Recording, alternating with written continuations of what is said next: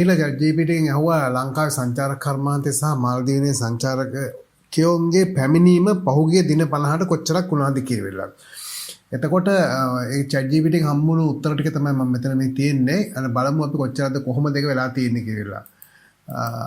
දැන් අපිට පේනවා මෙතන ලංකාව සහ මාලදීවයන් අතර සංචාරක පැමිණීම පහුගිය දින 50 තුල ලංකාවට සංචාරකයෝ ඇවිල්ලා තියෙනවා දවසකට 6500 7500 අතර. එතකොට ලංකාවට 3,25,000 3,75,000 අතර සංචාරක ප්‍රමාණයක් ඉන්දියාව, රුසියාව, එක්සත් රාජධානිය සහ ජර්මනිය, ඕස්ට්‍රේලියා කියන රටවල් වලින් ඇවිල්ලා තියෙනවා. එතකොට මේ ඊට පස්සේ අපි මාලදීවයන් පැත්තට ගියොත් එහෙම මාලදීවයන්දී මේක වෙලා තියෙන්නේ කොහොමද? මාලදීවයන්ට ඇවිල්ලා තියෙනවා සංචාරකයෝ 6,000 7,000 අතර ප්‍රමාණයක් දිනකට. එතකොට ලක්ෂ 3,50,000 අතර ප්‍රමාණයක් තමයි මාලදීවයන් කියන මේ දූපත් රාජ්‍යයට සංචාරක ඇවිල්ලා තියෙන්නේ.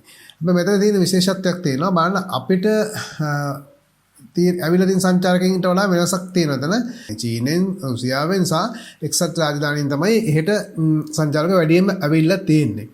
එතකොට අපි මෙන්න මේ සංචාර කර්මාන්තයේදී මෙන්න මෙතන ගැන පොඩි අවධානයක් යොමු කරලා අපි මේ සමහර සංචාරකයෝ ලංකාවට පැමිණලා නැහැ. එතකොට මේ ඉන්දි චීනෙන් එහෙම ඇවිල්ලා තියෙනවා. නමුත් සාපේක්ෂව මේ ගණනය කරාම ඇවිල්ලා තියෙන ප්‍රමාණය සංඛ්‍යාත්මකව අඩුවක් තියෙනවා. ඊළඟට අපි බලමු කොහොමද අපිට මේකේ තියෙන වෙනස තමයි අපි සමහරක් වෙලාවට මේ කොහොමද මේ වෙන්නේ කියලා බලමු. මෙතන පැමිණීමේ වෙනස්කමක් බලමු. ඒක සංසන්දනාත්මකව බලනකොට මෙන්න මෙතන ශ්‍රී ලංකාවට ආපු 3,75,000 මාලදීවයන්ට ආපු 3,50,000 ඉහළා ගේ ගත්තාම ලංකාව පළවෙනි ස්ථානයේ ඉන්න. මොකද ලංකාවට තාම මෙහෙලාගේකින් ලංකාවට ඇවිල්ලා තියෙන ගොඩාක් හොඳයි. අපි පට්ට ක්වොලිටි ලංකාවට ආපු සංචාරක ප්‍රමාණාත්මකව වැඩි. ඉතින් වැඩි සංචාරක ප්‍රමාණයක් අපිට මෙන්න ලංකාවට ඇවිල්ලා තියෙනවා. ඉතින් ඒක හොඳ පැත්තක් අපි දැක්කහම බලන විදිහට අපිට හොඳයි. ඊළඟට බලමු මේ සංචාරක කර්මාන්තයට අවශ්‍ය කරන ප්‍රධානම දේ මේ ඔලු ගෙඩිය එන එක නෙවෙයි අවශ්‍ය කරන්නේ. ප්‍රධානම දේ අවශ්‍ය කරන ලංකාවට එන සංචාරක හරහා අපිට ලැබෙන ඩොලර් ආදායම නැත්නම් යූරෝ ආදායම කොච්චරද කියන විදේශ සම්ප්‍රේෂණ කොච්චරද කියන විදේශ මුදල් අපිට කොච්චර ලැබෙනවද කියන එක අපිට අවශ්‍ය වෙන්නේ. එහෙම ගත්තාම ඒ කියන්නේ ආදායම ගොඩක් වෙනස්කම් තියෙනවා කියලා බලලා බලන්න කියලා. අපි දැන් පල්ලෙහා බලනවා ඒක. ඩොලර් 148ක් තමයි සාමාන්‍ය අපිට හම්බෙලා තියෙන්නේ එක සංචාරකයෙක්ගෙන්. එක දවසට ඒගොල්ලෝ වියදම් කරලා තියෙන්නේ ඩොලර් 148ක්. හරි. ඊට පස්සේ මේගොල්ලන්ගේ සම්පූර්ණය මේ සංචාරය පුරාම මේගොල්ලෝ වියදම් කරනවා මේ ඩොලර් 1,480ක්. ඊට පස්සේ ඒකේ සම්පූර්ණ එකතුව ගත්තාම අපිට එනවා ඩොලර් මිලියන 480ත් ඉහළාගේ ගත්තාම ඩොලර් මිලියන 555කුත්. ඊට පස්සේ මෙතන තියෙනවා 2025 මාල්දීවයන් එක අපිට ඒක අදාළ වෙන්නේ නැහැ. බලමු දැන් වර්තමානයේ මාල්දීවයන් තියෙන තත්ත්වය මොකක්ද කියලා. ඒගොල්ලන්ගේ ඇවිල්ලා තියෙනවා එක සංචාරකයෙක්ගෙන් ඒගොල්ලන් දැක් ගන්නනේ අපිට ඇවිල්ලා තියෙනවා 2545ක් දවසකට. ඒගොල්ලන්ගේ ලැබිලා තියෙනවා ඩොලර් මිලියන 760කුත් ඩොලර් මිලියන 890කුත් ඉහළාගේ විදිහට ලැබිලා තියෙන ආදායම. ඒත් අපිට වඩා ආදායම් පැත්තෙන් ගත්තාම මේ දවස් 50ට ඒගොල්ලොන්ගේ ලැබීම් අපිට වඩා ඉහළ මට්ටමකට තමයි තියෙන්නේ. අපි ඉන්නේ පල්ලෙහා මට්ටමක තියෙන්නේ. මෙතන තියෙනවා මේ දෙක සංසන්දනාත්මකව බලලා ඒ දෙක අතර තියෙන පරතරය හොඳට පැහැදිලිව අපිට දීලා තියෙනවා. බලමු මේ පරතරය කොහොමද එන්නේ කියලා. මෙන්න මෙතන තියෙනවා සංචාරකයන්ගේ පැමිණීම ලංකාව ගත්තාම ඉහළාගේක තියෙනවා හොඳටම හොඳයි. ඒතර අරගොල්ලෝ ගොඩාක් අඩුවෙන් තියෙන්නේ. එතකොට ඒක අතින් අපි අතර හරි සතුටුයි. මොකද ලංකාවේ මිනිස්සු සංචාරක කර්මාන්තය දියුණු කරන්න ගොඩක් දේවල් කරනවා. එක කට්ටිය එක විදිහේ ප්‍රොමෝෂන් කරනවා. ඉතින් මේවා කරලා තමයි මේ කට්ටිය ගෙන්න ගන්න. ඔළු වශයෙන් අපේ ලංකාවට සංචාරක විදිහට ගොඩාක් කට්ටිය එන එක හරි හොඳ දෙයක්. ඊට පස්සේ ගොඩාක් ඉහළයි. ගොඩක්ම ඉහළින් ඒගොල්ලෝ ඉන්න අපිට වඩා ඊට පස්සේ ඒගොල්ලන්ගේ අපේ සංචාරකයන් අපිට හම්බෙන්නේ ඩොලර් 1480යි. ඒගොල්ලන්ට 2545ක් සංචාරකයකින් ඒගොල්ලන්ට හම්බ වෙනවා. ඒතකොට ලංකාවට එන සංචාරකයෝ ගැන වෙන ලංකාවට එන්නේ සංචාරක ගැන මෙතන කියලා තියෙනවා පිරිමැසුම් දායක සංචාර පිරිමැස්මක් තියෙන ඉගෙන අඩු වියදම් සංචාරකයෝ සහ මධ්‍යම පාන්තික සංචාරකයෝ. එතකොට මේ මාල්දීවන්ට ගිහිලා තියෙන්නේ ඔක්කොම ඉහළ පන්තියේ සංචාරකයෝ සහ වැඩි මුදලක් වියදම් කරන සංචාරකයෝ තමයි එහෙට ගිහින්. මෙන්න මෙතන තමයි අපිට තියෙන ලොකුම ගැටලුව. මෙන්න මේ මෙතන. ඒ කියන්නේ අපි මේ රට ගත්තාම ශ්‍රී ලංකාව ගත්තාම දූපත් රාජ්‍යයක් වුණත් මාලදීවෙන වගේම මාලදීවෙන්ට වගේ දූපත් විශාල ප්‍රමාණයක් අපිට නැති වුණත් අපේ මේ දූපත තුල අපිට තියෙන අනේක විද සම්පත් භූෂමාතාවය ඊට පස්සේ මන සම්පත ඊට පස්සේ අපි ගත්තොත් එහෙම ජෛව විවිධත්වය වනසතුන් මේ හැම දෙම ගහකොළ පාරිසරික මේ ගත්තාම මුහුදු වෙරළ ලෝකේ තියෙන හොඳම මුහුදු වෙරළ 13ක් අපිට ලෝකේ තියෙන හොඳම ඒ කියන්නේ මధు සමය ගත කරන්න යන්න තියෙන තැන් තුනක් ලංකාවේ. එතකොට ලංකාව තමයි හොඳම තනි පුද්ගල සංචාරයට රට කියන මේ ගොඩක් මේ වගේ එක එක දේවල් අපිට ලැබිලා තියෙනවා. නමුත් එහෙම වුණත් හැබැයි ලංකාවට ඇවිල්ලා තියෙන්නේ ඒ කට්ටිය නෙමෙයි නේද කියලා අපිට තේරෙනවා මෙතන බලනකොට.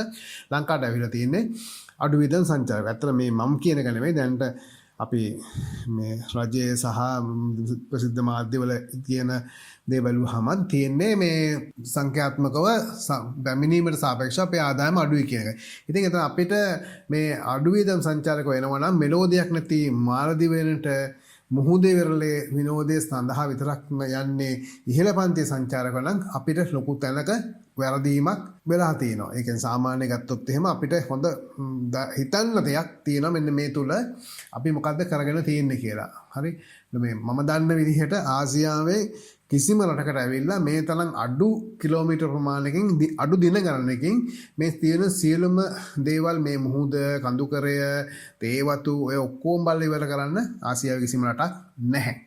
හරි. එහෙම තත්ත්වයක් තුළ ලංකාවට එන සංචාරකයෝ මේ වගේ නම් ඉතින් අපි සංචාරක කර්මාන්තයට අලුතෙන් එන්න ඉන්න අය ගැනත් ඇවිල්ලා ඉන්න ගැනත් පොඩ්ඩක් වැඩියෙන් හිතන්න ඕන සියලු දෙනාම. ඊට පස්සේ තමයි මේ දෙක අතර තියෙන වෙනස ගත්තාම ඒගොල්ලෝ අපි 480යි 555 ඒගොල්ලන් 760යි 890ක් අතර තමයි තියෙන්නේ. එතකොට ඩොලර් මිලියන 280ත් ඩොලර් මිලියන 335ක් අතර වෙනසක් මේ දවස් 50ට තියෙනවා. දවස් 50ට. එතකොට ඊළඟට තියෙනවා ඇයි මාලදිවයින මෙච්චර සල්ලි හොයන්නේ කොහොමද? මොකක්ද හේතුව කියන එක. මෙන්න මේක තමයි වඩාම වැදගත් වෙන ඊළඟ කාරණේ. කොහොමද මේ සල්ලි හොයන්නේ? එතකොට ඒගොල්ලන්ට තියෙනවා සුඛෝපභෝගී හෝටල් සහ නිවාඩු නිකේතන. හරි. එතකොට මේ වයට එන වගේම පෞද්ගලික දූපත. මේවට එන සංචාරකයෝ ඉතාමත් ඉහළ පන්තියේ සංචාරකයෝ. ඒගොල්ලෝ මුළු දූපතම බුක් වෙන් කරගන්නවා සමහරක් වෙලාවට. සමහර කල මේ ඉහළ පන්තියේ හෝටල් වලට එනවා. ඉතින් ඒක ඉතාමත්ම ඉහළ මට්ටමේ තියෙන නිසා. එතකොට ඒක ඉහළ පාන්තික සංචාරකයෝ තමයි එහෙට ඇවිල්ලා තියෙන්නේ තුන්වෙනි කාරණේ. හතරවෙනි කාරණේ තමයි එහෙට ගොඩක් ඇවිල්ලා තියෙන්නේ මදු සමය ගත කරන්න එන උදවිය සහ ඉහළ පන්තියේ සංචාරකයෝ. මෙන්න මෙතන අපේ ලංකාව මේ හොඳම ගමනාන්ත තුනක් තියෙනවා නම් ලෝකයේ මේ මදු සමය ගත කරන්න. එතකොට ලංකාවට එන්නේ නැතුව මේ සංචාරකයෝ මාලදීවෙන්ට යන්නේ ඇයි කියන එකත් අපිට පොඩ්ඩක් අවධානය යොමු කරලා ඒ ගැන හිතන්න ඕන කාරණයක්. ඒ වගේ තමයි මේ ලක්ෂරි සංචාරකයෝ අපිට එන්නේ නැත්තේ ඇයි මේ ඉහළ පාන්තික සංචාරකයෝ අපිට එන්නේ නැත්තේ ඇයි කියන එක. ඉතින් ඊළඟට ලංකාව අපි මොනවද මේ බලන්නේ අපිගේ ලංකාවට ඇවිල්ලා තියෙන්නේ අඩු වියදම් සංචාරකයෝ. හරිනේ. ඉතින් අපි ඒකට තමයි අපි හැමතිස්සෙම අපේ අවධානය දීලා තියෙන්නේ. අපි ඒක තමයි හැමතිස්සෙම අපේ අන්තර්ජාලයෙන් සමාජ මාධ්‍යයෙන් මේ හැම දෙයක්ම කරගෙන අපේ ඉන්න ප්‍රධාන කම්පැනි ඊට පස්සේ අපේ ඉන්න සාමාන්‍ය මේ සංචාරක ප්‍රවර්ධකයෝ මේ හැම දෙනාම කරලා තියෙන්නේ අඩු වියදම් සංචාරකයන් තමයි ඉලක්ක කරගෙන ඒගොල්ලන්ට තමයි ප්‍රවර්ධන කටයුතු කරලා තියෙන්නේ. එහෙම කළා මේ ගෙනලා තියෙන්නේ අඩු වියදම් සංචාරකයෝ තමයි ලංකාවට වැඩියෙන්. හරිනේ. එතකොට අපි ඊළඟට කරලා තියෙන්නේ මෙන්න මේ කණ්ඩායම් සංචාරකයෝ ගෙන්නලා තියෙනවා. ඉතින් මේ ඇත්ත අපි ගත්තොත් එහෙම මේකෙදී අපිට තියෙනවා වෙන රටවල කණ්ඩායම් සංචාරකයෝ වෙන එක නරකක් නැහැ. නමුත් මේකෙදී අර පවුලක් විදිහට එන කට්ටියට වඩා මේ කණ්ඩායමක් එනකොට පොඩි වෙනස්කම් තියෙනවා.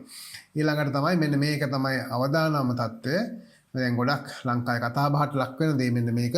මේගොල්ලෝ තමයි අර පුංචි වාහන කුලියට අරගෙන පුංචි රෝද දෙකේ බයිසිකල් අරගෙන මේගොල්ලෝ මේ ගමන් බිමන් යන්නේ. මෙන්න මෙතන තමයි අපිට තියෙන ලොකුම ප්‍රශ්නේ. හැබැයි මේ මෙහෙම කට්ටියක් ඉන්නවා මෙතන මේ අධ්‍යාපනය අවසන් කරලා උසස් විශ්වවිද්‍යාල වලින් ඒගොල්ලෝ නිවාඩු කාලයට එහෙම අර දෙමව්පියෝ දෙන පොකට් මනි එකෙන් ඇවිල්ලා යන කට්ටියකුත් ඉන්නවා. එහෙම කට්ටිය ලංකාවට එන්න ඕනේ. එන්න ඕනේ නැත්තේ නෑ. ඒගොල්ලොත් ඇවිල්ලා ලංකාව ගවේෂණය කරලා ලංකාවෙන් ඉගෙන ගන්න තියෙන දේවල් ඉගෙනගෙන යන්න ඕන. නමුත් ලංකාව එදා සංචාරක කර්මාන්තයේදී ප්‍රසිද්ධ වෙලා තිබුණේ ඉහළ පන්තිය සංචාරකෝ තමයි ලංකාවට ආවේ. පොත් ලියන්න එන කට්ටිය, වෙරළේ සති ගණන් ගත කරන්න එන කට්ටිය, එතකොට ජර්මනි වගේ රටවල් වලින් එන උසස් පන්තිය සංචාරකෝ තමයි ලංකාවට ආවේ. පහුගිය කාල සීමාවේ ඒගොල්ලෝ ලංකාවේ හිටියේ. ඉතින් එහෙම තිබුණු රටක එහෙම සංචාරක කර්මාන්තයේ මේ තත්ත්වයට ගැලකෙනවා නම් එතන අපි මේ අපේ තියෙන මේ සැලසුම් වල සහ හැම දෙයකම පොඩි වෙනසක් කරන්න අවශ්‍ය කාලේ උදා වෙලා තියෙනවා.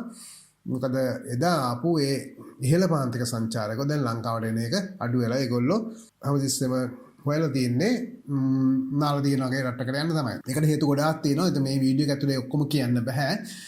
හැබැයි ඉතින් මේ කර්මාන්තේ ඉන්න කට්ටිය ඒක හොඳට දන්නවා.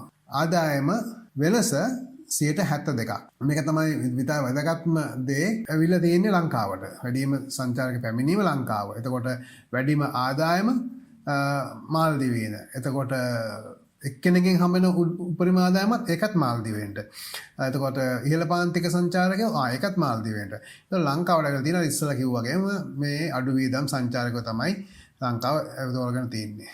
ඉතින් මේ තත්ත්වයට එන්න හේතුව මේ රටේ කෝ සංචාරක කර්මාන්තේ ප්‍රවර්ධන කිරීමේ තියෙන සහ සංචාරකයින්ට අපි සේවා සැපයීමේදී තියෙන අඩුපාඩු බොහොමයක්. දැන් සමහරක් වෙලාවට අපි හිතනවා මේ සංචාරකයින්ට පොඩි අයිසින් පාරක් ගහුවාම හරි කියලා නෑ. එහෙම නෑ. ඒගොල්ලෝ මේ රටට එන්නේ හොඳට අධ්‍යයනය කරලා. ඒ එන කට්ටිය දන්නවා අපිට වඩා හොඳට. මොකද ඒගොල්ලෝ හැම වර්ෂයකම හෝ වර්ෂ දෙකකට පාරක් හෝ ඒගොල්ලෝ කවර හෝ රටක සංචාරය කරන අය බහුතරයක්. හරි ලංකාවට එන්න පළවෙනි වතාවට වෙන්න පුළුවන්. හැබැයි ඒගොල්ලන් දන්නවා අපි කරන්නේ මොකද්ද කියන එක. අපි කරන සමහරක් ප්‍රවර්ධන කටයුතු සමහරක් අපේ ලංකාවේ තියෙන සංස්කෘතිකාංගයන් එක දේවල් පෙන්වන්න අපි කරන දේවල් වලින් ඒගොල්ලෝ තේරුම් ගන්නවා මෙතන තියෙන්නේ ඇත්තටම සත්‍ය නෙවෙයි. මෙතන තියෙන්නේ සෙප්පඩ විද්‍යාවක් මැජික් එකක් තියෙන මේ අපේ ගානක් කීයක් හරි කඩා ගන්න කරන වැඩක් තමයි මේක කියන එක වෙනවා. හැබැයි ඒක ලංකාවේ විතරක් තියෙන එකක් නෙවෙයි. ඕක ගොඩාක් රටවල් වල තියෙනවා. ගොඩක් රටවල මේ විදිහට තියෙනවා. ඒක පෞද්ගලික මගේ අත්දැකීමක් තියෙනවා. එහෙම වෙනවා. හැබැයි එතෙන්දී අපි ඉතාමත්ම ක්‍රමානුකූලව අපි හැසිරෙන්න. ඒ වගේ තමයි සංචාරකොත් ලංකාවට ආවම හැසිරෙන්නේ. මේ සංචාර කර්මාන්තේ නියාමනය වෙන්න ඕන. එහෙම නියාමනය උනේ නැත්තම් තව අවුරුදු දෙකක් විතර වගේ යනකොට ලංකාවේ සංචාරක කර්මාන්තය බාලි තත්ත්වයට වැටෙනවා. ඉන්දුනීසියාවේ බාලි වලට ගිය තත්ත්වය තමයි ලංකාවට වෙන්නේ. එහෙම වුණොත් එහෙම සුද්දෝ හැවිලා වැල්ලේ නිදා ගන්නවා. ඔය කාටවත් සංචාරක කර්මාන්තය දෙන්න හම්බෙන්නේ නැහැ. අනිත් එක තමයි විශේෂම දේ. මෙන්න මේක අහගන්න ඕන. හොඳම දේ අපිට සිද්ධ වෙන පාඩුව. අපි මේ සංචාරකයෝ 3,75,000ක් රට වටේ ගෙනියන්න අපි අති විශාල තෙල් ප්‍රමාණයක් පුච්චනවා. ඩීසල් සහ පෙට්‍රල්. එතකොට මේකෙන් අපිට වෙන වායු විමෝචනය වැඩි. අපිට පරිසරයට සිද්ධ වෙන හානිය වැඩි. ඊළඟට අපේ සල්ලි ඩොලර් බිලියන ගාණක් මිලියන ගාණක් විදේශ රටවලට යනවා. ඊළඟට මේ අමතර කොටස් ගේන්න, ටයර් ගේන්න මේ හැම දෙයකම අපිට සල්ලි යනවා. ඒවා විදේශ රටට තමයි යන්නේ. මොකද අපේ රටේ නැහැ. ඊට පස්සේ මෙයාලා ආහාර සම්පාදනය කරන්න අවශ්‍ය කරන දේවල් වලට සමහරක් අපි ආනයනය කරනවා. සමහරක් දේවල් ගෑස් වගේ දේවල් අපි ආනයනය කරන සමහරක් ආහාර වර්ගයක් ගේනවා. ඉතින් ඒවටත් අපිට විශාල සල්ලියක් මුදලක් අපි වේදම් කරනවා විදේශ රටවල් වලට. හරි.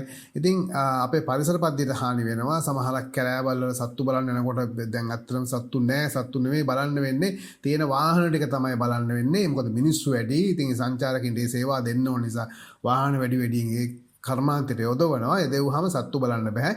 එතකොට එන සංචාරකයා කලකිරලා තමයි මේ කැලෙන් එළියට එන්නේ. ඉතින් මෙන්න මේ තත්ත්වයන් වල විසඳුම් තියෙනවා. ඉතින් ඒවා දෙන්න පුළුවන්.